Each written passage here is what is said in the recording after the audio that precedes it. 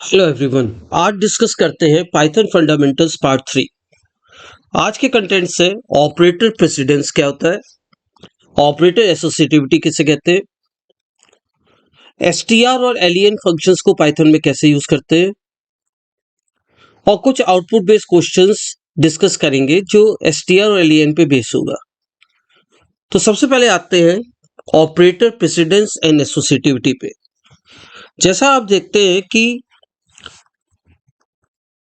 Mathematics में baud मास use होता है, यानी जब हम एक ही एक्सप्रेशन में बहुत सारे अरिथमेटिक ऑपरेटर्स यूज करते हैं तो कौन सा ऑपरेशन पहले होगा ये बॉड मास रूल से पता चलता है। फॉर एग्जांपल, अगर मैं लिखूं 3 + 4 × 2 तो आप कहेंगे पहले मल्टीप्लिकेशन होगा फिर एडिशन होगा, तो 4 × 2 = 8 + 3 = 11 आ जाएगा आंसर। तो आपको लग रहा होगा ये सेम बॉड मास रूल तो पाइथन में अप्लाई हो रहा है, लेकिन पाइथन में बॉड मास रूल नहीं अप्लाई होता है। पाइथन में ऑपरेटर प्रेसिडेंस अप्लाई होता है। ऑपरेटर प्रेसिडेंस में क्या होता है कि सबसे पहले हम ये देखते हैं कि एक्सप्रेशन किसे कहते हैं। जब हम एक ही लाइन में ऑपरेटर्स और वेरिएबल्स को कंबाइन कर देते हैं तो वो एक एक्सप्रेशन होता है। फॉर एग्जांपल, मैंने लिखा x = a + b * c, तो अगर आप देखें तो इस एक्सप्रेशन में हमने तीन वेरिएबल्स x, a, b और c और तीन ऑपरेटर यूज किए इक्वल टू, प्लस और एस्ट्रिक। ये तीनों ही अरिथमेटिक ऑपरेटर है, तो जो एक्सप्रेशन फॉर्म हुआ वो हुआ अरिथमेटिक एक्सप्रेशन। सेकंड में देखते हैं, हमने लिखा y = a > b, यहाँ पे हमने एक रिलेशनल ऑपरेटर यूज किया है तो एक्सप्रेशन हो गया रिलेशनल एक्सप्रेशन। थर्ड एग्जांपल देखते हैं, यहाँ पे हमने रिलेशनल ऑपरेटर्स के साथ बीच में एक लॉजिकल ऑपरेटर यूज किया एंड, तो ये पूरा एक्सप्रेशन कहलाएगा हमारा लॉजिकल एक्सप्रेशन। तो ऑपरेटर प्रेसिडेंस ये होता है कि जब ऑपरेशंस कैरीड आउट होते हैं किसी एक्सप्रेशन में तो वो किस ऑर्डर ऑफ प्रायोरिटी पे एग्जीक्यूट हो रहा है, इनको बोलते हैं ऑपरेटर प्रेसिडेंस। फॉर एग्जांपल, और फिर एसोसिएटिविटी हम लोग थोड़ा बाद में पढ़ते हैं कि एसोसिएटिविटी का क्या मतलब है। जैसे अगर हम ये टेबल देखें तो यहाँ पे सबसे ज्यादा हाईएस्ट प्रायोरिटी जो पाइथन ने जिस ऑपरेटर की है वो राइट टू लेफ्ट है। आइए इसको डिस्कस करते हैं। फॉर एग्जाम्पल, यहां पे हमने लिखा 3 + 4 * 2 और -6 कर दिया। अब यहाँ पे तीन ऑपरेटर यूज हो रहा है, प्लस, डबल एस्ट्रिक और माइनस। इन तीनों में सबसे हाईएस्ट प्रायोरिटी है डबल एस्ट्रिक की, तो पहले 4 की पावर 2 कैलकुलेट होगा, यानी 4 × 4 = 16। फिर आते हैं प्लस और माइनस, तो प्लस और माइनस में कौन सा ऑपरेशन पहले होगा। तो अगर हम इस चार्ट को देखें ध्यान से तो प्लस और माइनस की सेम प्रायोरिटी होती है, तो एसोसिएटिविटी काम आती है। एसोसिएटिविटी का मतलब होता है कि जब सेम प्रायोरिटी के ऑपरेटर्स किसी एक्सप्रेशन में यूज होते हैं तो ऑपरेशन किस डायरेक्शन में होगा। इसका मतलब, जैसे अगर हम ये एग्जांपल डिस्कस करें तो यहाँ पे 4 की पावर 2 16 हो गया। अब नेक्स्ट लाइन में हो रहा होगा 3 + 16 - 6, यानी अगर हम देखें तो ये सॉल्व होके हो जाएगा 3 + 16 - 6। तो पहले प्लस होगा या पहले माइनस, ये बताता है आपका ऑपरेट एसोसिएटिविटी। तो प्लस माइनस की सेम प्रायोरिटी है तो लेफ्ट से राइट हम चलेंगे। पहले लेफ्ट से 3 + 16 होगा यानी 19, और 19 में से जब 6 माइनस करेंगे तो आ जाएगा हमारा 13। तो देखिए आउटपुट आ रहा है 30।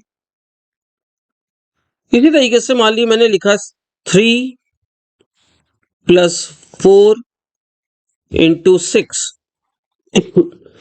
तो यहां पे पहले मल्टीप्लिकेशन की प्रायोरिटी ज्यादा है। देखिए यहाँ पे मल्टीप्लिकेशन की प्रायोरिटी प्लस और माइनस से ज्यादा है, तो पहले मल्टीप्लिकेशन होगा 6 × 4 24, 24 + 3 27। अब आता है कि asterisk, division, double slash, slash और मल्टीप्लिकेशन, मॉडुलस, इनकी प्रायोरिटी सेम होती है। फॉर एग्जाम्पल अगर मैं इस एक्सप्रेशन में लिख दूं 330/4 इंटू 3 डबल और मॉड कर देता हूं मैं 5, तो कौन सा ऑपरेशन पहले होगा? क्योंकि तीनों ही ऑपरेटर्स की प्रायोरिटी सेम है इस एक्सप्रेशन में, तो यहाँ पे एसोसिएटिविटी देखेंगे कि जब अर्थमेटिक ऑपरेटर्स ये तीनों यूज होंगे तो हम लेफ्ट टू राइट ऑपरेशन करेंगे, यानी पहले हम डिवाइड करेंगे 30 को 4 से, ये इंटीजर डिवीजन है तो ये जाएगा 4 7 जा 28, यानी यहाँ पे आउटपुट आएगा 7। फिर हम मल्टीप्लाई करेंगे 7 3 जा 21 और 21 को जब 5 से मॉड करेंगे तो आंसर आ जाएगा 1। आई थिंक ये क्लियर हो गया होगा। इसी तरीके से मान लिया मैंने लिखा है 2 ग्रेटर देन 3 और 5 less than 4 and 8 greater then 7, 8 greater than 6। अब यहां पे इस एक्सप्रेशन में और भी यूज हो रहा है एंड भी, तो आप देखें अगर इस टेबल को तो एंड की प्रायोरिटी और से ज्यादा है, तो पहले 8 ग्रेटर देन 6 आंसर देगा ट्रू पहले, यानी हम इसको अगर ब्रेकअप करें तो ये हमें इस तरीके से रिजल्ट मिलेगा 2 ग्रेटर देन 3 फॉल्स और 5 less than 4 false and 8 greater than 6 true. अगर आपने लेफ्ट टू राइट किया तो फॉल्स और फॉल्स फॉल्स देता है और फॉल्स और एंड यानी इन दोनों का रिजल्ट आएगा फॉल्स, फॉल्स और and, false and true they देगा फॉल्स। क्यों? क्योंकि एंड में एक भी कंडीशन फॉल्स होती है तो फॉल्स आता है। लेकिन हम इसको वापस कंसिडर करते हैं, पहले का आंसर हमें मिला फॉल्स, दूसरे का रिजल्ट भी आया फॉल्स, लेकिन एंड की प्रायोरिटी ज्यादा होती है, तो यानी पहले फॉल्स और फॉल्स एंड ट्रू एग्जीक्यूट होगा, फॉल्स एंड ट्रू में हमें मिलेगा फॉल्स। अब फॉर और फॉल्स में दोनों ही फॉल्स है तो आउटपुट मिल जाएगा फॉल्स। तो पहले एंड की प्रायोरिटी एंड एग्जीक्यूट होता है फिर और होता है। तो ये क्लियर हो गया। चलिए ठीक है, नेक्स्ट आते हैं। कुछ हम लोग प्रैक्टिस क्वेश्चन करते हैं जो ऑर्डर ऑफ प्रेसिडेंस और एसोसिएटिविटी को और क्लियर करेगा। जैसे मान लीजिए ए की वैल्यू है 3, बी की वैल्यू है 2 और सी की वैल्यू है 1.5, तो हमने एक्स में दिया B plus A slash C into A. तो चलिए हम देखते हैं ये वैल्यूज कैसे पुट हुई। पहले हुआ x इक्वल टू, हमने पहले वैल्यूज पुट करी 2 + 3 इंटू 5। अब इसमें यहाँ पे देखिए प्लस है, एस्ट्रिक है, डिवीजन है और एस्ट्रिक है। डिवीजन एस्ट्रिक की प्रायोरिटी प्लस से ज्यादा है, लेकिन डिवीजन एस्ट्रिक की सेम है। अब डिवीजन एस्ट्रिक में पहला ऑपरेशन कौन सा होगा? लेफ्ट टू राइट, तो पहले लेफ्ट टू राइट देखा, तो लेफ्ट टू राइट में पहले डिवीजन होगा, तो इसका मतलब पहले 3/5 आएगा। 3/5 बहुत से लोग कहेंगे सर ये तो 2 हो गया, इनकरेक्ट, ये होगा 2.0 क्योंकि 1.5 फ्लोट में था। अब कौन सा ऑपरेशन पहले होगा? 2.0 इंटू 3 6.0 और 6.0 जब 2 से ऐड होगा तो 8.0 हो जाएगा। नेक्स्ट देखते हैं, इसमें हमने एक्सप्रेशन में वैल्यूज पुट करी ए बी और सी की। अगर आप देखें तो यहाँ पे एस्ट्रिक प्लस और डबल एस्ट्रिक यूज हो रहा है, इन तीनों में सबसे ज्यादा प्रायोरिटी है डबल एस्ट्रिक की, तो पहले 3 की पावर 2 कैलकुलेट होगा, 3 की पावर 2 हो गया 9। अब एस्ट्रिक और प्लस में किसकी प्रायोरिटी आता है? एस्ट्रिक की, तो पहले 2 इंटू 1.5 आ जाएगा 3.0 और 3.0 + 9 आ जाएगा 12। एसटीआर और एलियन फंक्शंस क्या करते हैं पाइथन में? बड़े यूजफुल फंक्शन है। हम लोग ने इंट और फ्लोट तो पढ़ा कि न्यूमेरिक स्ट्रिंग को नंबर्स में यानी न्यूमेरिक वैल्यू में कन्वर्ट करने के लिए इंट और फ्लोट होते हैं, लेकिन अगर हम इसका वाइस वर्सा करें, हमारे में कोई न्यूमेरिक वैल्यू है हमारे पास और हम उसको स्ट्रिंग में कन्वर्ट करना चाहते हैं, तो एसटीआर फंक्शन है। देखते हैं इसको कैसे।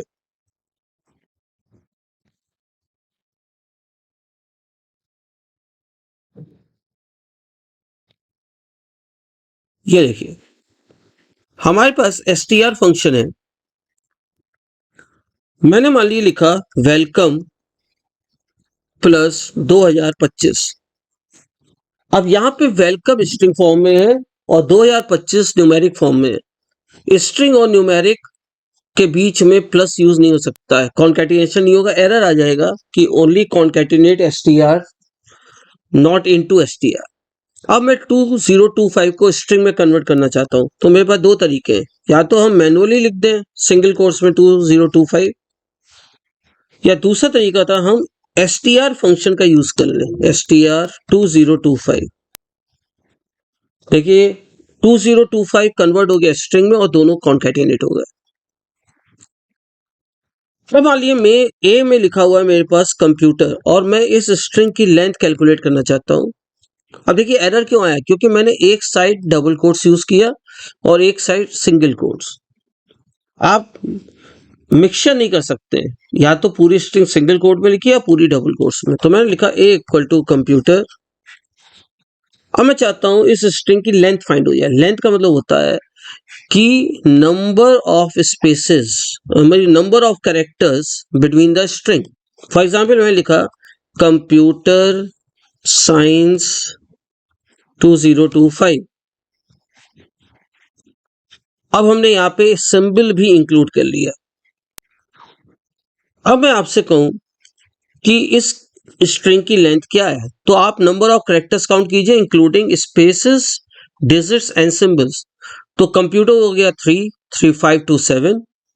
साइंस हो गया 3, 2, 5, 2, 7 यानी 7, 7 + 14। एट द रेट 15, 20 यानी 17 और 25 यानी 19। तो 19 तो कैरेक्टर्स हैं और प्लस इसमें दो स्पेसेस आ गए। तो इसकी लेंथ निकालनी है, तो उसके लिए एक फंक्शन होता है लेन, ब्रैकेट में a पास कर देंगे, 22 लेंथ आ गई। तो आप देख रहे हैं COMPUTER ये हो गया 8, सॉरी मैंने 7 पहले बोला था, 8 + 7 15, 15 + 5 20 और दो स्पेस हो गए 22। तो ये क्लियर है। तो str और alien फंक्शन के ये काम होते हैं। अब मान लीजिए मैं आपसे एक एग्जाम्पल डिस्कस करते हैं। फॉर एग्जाम्पल ए में कंप्यूटर है, x equal to len of A किया, तो x में स्ट्रिंग की लेंथ स्टोर हो जाएगी। जब हम x प्रिंट करेंगे तो 8 आएगा, लेकिन हम इन दोनों लाइन को कंबाइन करके सिंगल लाइन में लिख सकते थे, यानी हम ये फंक्शन डायरेक्ट प्रिंट में कॉल कर सकते थे या प्रिंट में यूज कर सकते थे। देखिए प्रिंट लेन ऑफ ए, मुझे x लेने की जरूरत नहीं पड़ती, तो भी आउटपुट 8 आता। str में देखते हैं, यहाँ वेलकम लिखा है, बी में मैंने लिखा a + 2025। एरर आ जाएगा, क्यों? क्योंकि एक a है स्ट्रिंग और 2025 हमारी इंटीजर वैल्यू।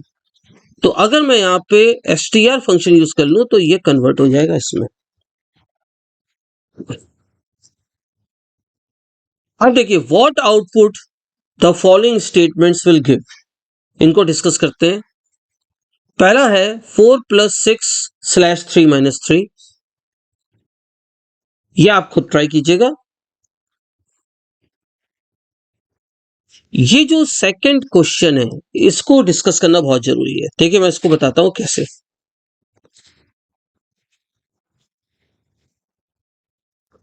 इसको डिस्कस करने के लिए हम क्या करते हैं, यहाँ पे एक हम नोटपैड लेते हैं और यहाँ पे देखिए यहाँ पे मल्टीपल असाइनमेंट यूज किया, यानी x को वैल्यू मिल गई होगी 7 और y को वैल्यू मिल गई होगी 2। अब चलिए इस एक्सप्रेशन को सॉल्व करते हैं। यहाँ पे लिखा है लेफ्ट में x = x + 1, y + 3, x + 10। समझिएगा, पहले राइट का एक्सप्रेशन इसको सॉल्व करते हैं। अगर हम राइट का एक्सप्रेशन करें तो यहाँ पे हो जाएगा x = x की वैल्यू क्या रखी हुई थी 7 + 1। अब देखिए यहाँ पे याद रखिएगा कि 7 + 1 हो गया 8, लेकिन ये 8 किस में साइन हो रहा होगा, x में, क्योंकि ये राइट से पहली वैल्यू है तो लेफ्ट से भी पहले वेरिएबल में साइन होगी। फिर आया y + 3, तो y था 2, 2 + 3 5। अब यहाँ पे x प्लस 10 है, तो x की वैल्यू आप 7 पुट करोगे या 8, जो कि यहाँ पे हो गई थी। ये बहुत इंपॉर्टेंट पॉइंट है, याद रखिएगा। इस तरह के एक्सप्रेशन में जब तक राइट हैंड साइड पूरी तरह इवेल्युएट नहीं होती है, वो लेफ्ट में असाइन नहीं होती है। यानी यहाँ 7 प्लस 1 हुआ तो, लेकिन 7 प्लस 1 का जो रिजल्ट 8 आया वो अभी x में नहीं आया है, तो यानी यहाँ जब x की वैल्यू पुट होगी वो 7 ही होगी।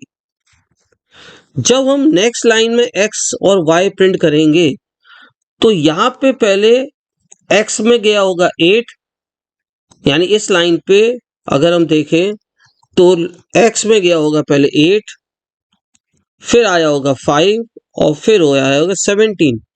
लेकिन ये जो 17 है इसने x को ओवरराइड कर दिया, तो जो फाइनल वैल्यू प्रिंट होके आ रही होगी वो 17 स्पेस 5। तो याद रखिएगा, पहले राइट हैंड साइड इवेल्युएट होती है, जब वो पूरी इवेल्युएट हो जाती है तब लेफ्ट हैंड साइड के वेरिएबल में असाइन होता है। राइट हैंड साइड में आप ओरिजिनल वैल्यूज ही पुट करोगे। Next example, print 17 double slash 4। बहुत बढ़िया है, चलिए इसको ट्राई करते हैं, देखिए कैसे। यहां पे मैंने लिखा प्रिंट 17 डबल स्लैश 4। इसको और सॉल्व करते हैं। 17 को अगर आप 4 से डिवाइड करें तो 4.25 आएगा, लेकिन डबल स्लैश लगाए तो सिर्फ 4 आएगा, तो आउटपुट आ जाएगा 4। सेकेंड एग्जाम्पल में स्लैश सिंगल स्लैश लगाए, यानी कि फ्लोट डिवीजन होगा तो ये आ जाएगा 4.25। लेकिन अगर आप थर्ड लाइन देखें, बड़ी इंपॉर्टेंट है, थर्ड लाइन में यूज हो रहा है प्रिंट, पहले लेन फंक्शन हुआ, लेन के अंदर str यूज हुआ, फिर 17 डबल स्लैश 4। बहुत ही अच्छा एग्जाम्पल है। चलिए इसको पहले सॉल्व करते हैं। सबसे पहले इनर ब्रैकेट सॉल्व करते हैं। 17 डबल स्लैश 4 हमें क्या देगा, 4। अब अगर हम देखें तो यहाँ पे 4 कन्वर्ट हो रहा है स्ट्रिंग में, इसका मतलब लेंथ, और ये 4 स्ट्रिंग में कन्वर्ट होके क्या हो चुका होगा, सिंगल कोट्स में आ चुका होगा। अब इस पूरे की लेंथ फाइंड करोगे तो यहाँ पे 4 कितने कैरेक्टर्स हैं, सिंगल, तो इसका आउटपुट आ जाएगा 1। नेक्स्ट एग्जांपल में आते हैं। नेक्स्ट एग्जांपल में 17 स्लैश 4 है, चलिए फिर से सॉल्व करते हैं। लेन str, अब यहाँ पे ये रिजल्ट देगा 4.25। अब 4.25 जब स्ट्रिंग में कन्वर्ट होगा तो ये इस तरीके से इंटरनली कन्वर्ट हो चुका होगा। अब आप बता सकते हैं यहाँ पे लेंथ कितनी है 4.25 की, कितने कैरेक्टर्स हैं। देखिए 4 एक कैरेक्टर है पहला, डेसिमल सेकंड कैरेक्टर है, 2 थर्ड कैरेक्टर और 5 फोर्थ कैरेक्टर, यानी आउटपुट आएगा 4। इसको आप प्रैक्टिस करके देखिएगा।